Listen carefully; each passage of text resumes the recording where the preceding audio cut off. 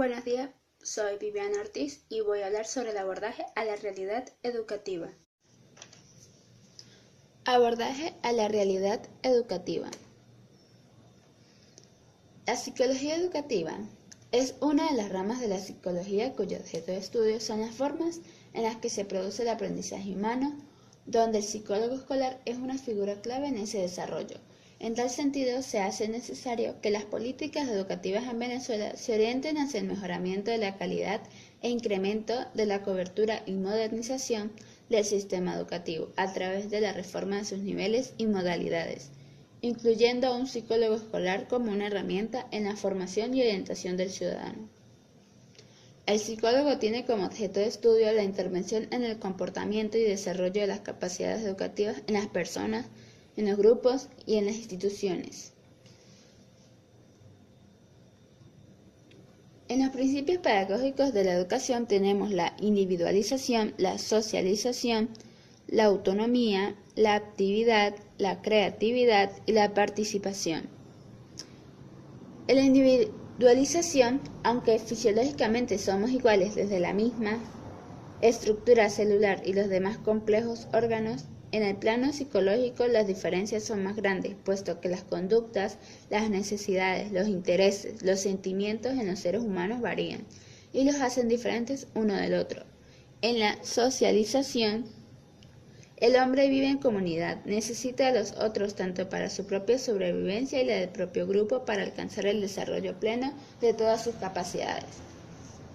El yo y el tú conviven, se desarrollan como entidades singulares y que son capaces de ir formando el nosotros. Hay que abrirse al otro, descubrir las diferencias o si no, no será capaz de iniciar su proceso formativo. En la autonomía, para ser plenamente humano, se necesita haber asumido un proceso de culturización.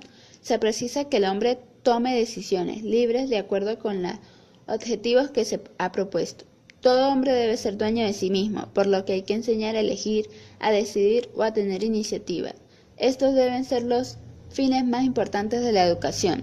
En la actividad no solo está centrado en el educador, como en la escuela tradicional, sino en la propia acción del educando. Todo está en constante actividad, ya sea psíquica o física. Lo importante dentro de la educación es que esta actividad se desarrolle, sea formativa, en un sentido y planificada hacia el logro de un objetivo. En la creatividad, la innovación consiste en la correcta aplicación de nuestras ideas. La creatividad es una característica de la innovación. Hay que potenciar el desarrollo de las mentes creativas para que con sus descubrimientos o sus inventos nos faciliten la solución a nuevos y viejos problemas o para tener una vida más placentera. En la participación, uno de los principios que más auge ha tenido en las últimas décadas en los entornos democráticos es un elemento esencial para el desarrollo tanto individual como social, para aprender a convivir, insertarse en la sociedad, colaborar y consolidar los grupos con los que vivimos.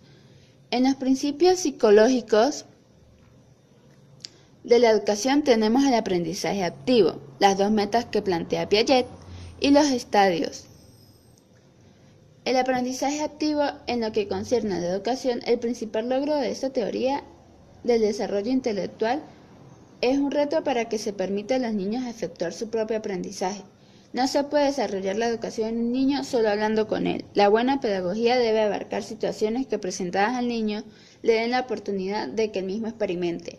En las dos metas que plantea Piaget son crear hombres capaces de crear cosas nuevas y no ser repetidores de lo que otras personas nos han legado en el devenir de la historia. Formar mentes que puedan ser críticas con creatividad, capacidad inventativa, que se cuestionen, muestren disconformidad. Y los tres estadios son el pensamiento hipotético deductivo. Tenemos que el alumno comience a razonar y a experimentar a partir del conjunto de posibilidades que se le ofrecen. En el pensamiento abstracto, el adolescente se desliga de lo concreto y empieza a formar abstracciones puras. Su razonamiento lo elabora a un nivel verbal. En el pensamiento formal se produce una ruptura entre la forma del razonamiento y su contenido. En los retos del psicólogo, estos son múltiples, afrontan la realidad social, comprenden al grupo humano, detectan los factores que obstaculizan el funcionamiento institucional, no se debe confundir con el docente.